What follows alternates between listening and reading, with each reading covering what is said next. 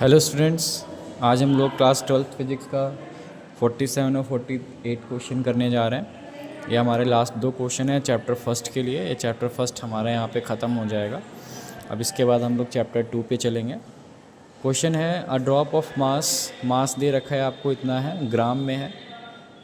तो 4 into 4.8 into 10⁻⁻, -10 ग्राम है। तो आप इसको किलोग्राम बनाने के लिए -3 किलोग्राम में कर लेंगे।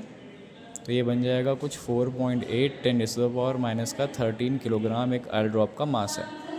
इसका चार्ज आपको दे रखा है, तो क्यू भी आपको दे रखा है 2.4 10⁻⁻18 है। Calculate coulomb on it is suspended in the balance state between two horizontal charge plate है। दो चार्ज प्लेट के बीच में इसको ऐसे बैलेंस करा है।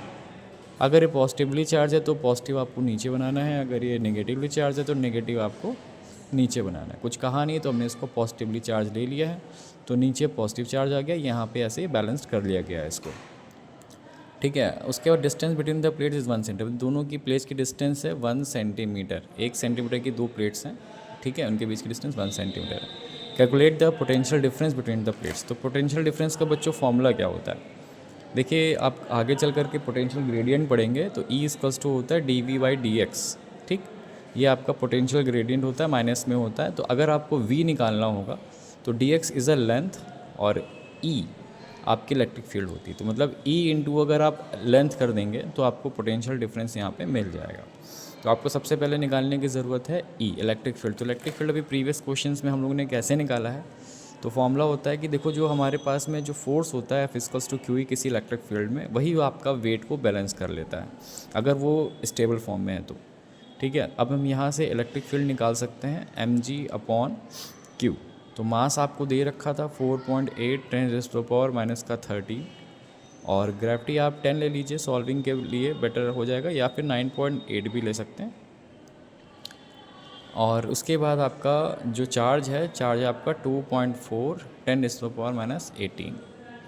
अभी देखिए 24 सीधे आपसे 2 से कट जाएगा और 98 2 ज़ा 196 हो जाएगा। तो 19.6 10⁻18 13 में से सब्ट्रैक्ट होकर के 5 दे देगा।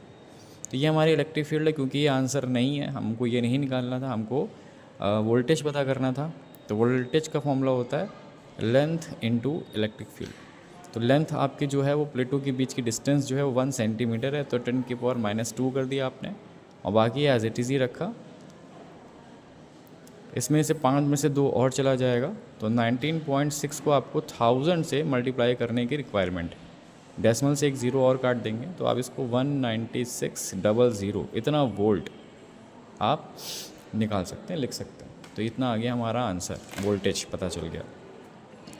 नेक्स्ट क्वेश्चन में आ जाते हैं हम लोग 48 में। An alpha particle is situated in an electric field. तो अल्फ़ा पार्टिकल पर चार्ज जो होता है वो क्यू हमारा होता है लगभग 3.2 10⁻⁻19 कूलम। क्योंकि अल्फ़ा पार्टिकल जो होता है वो आपका हीलियम एटम के इक्विवेलेंट होता है। तो इसमें देखिए 2 प्रोटॉन है, मतलब 2 आपके इलेक्ट्रॉन्स होंगे, 2 इलेक्ट्रॉन पे चार्ज इतना ही होता है।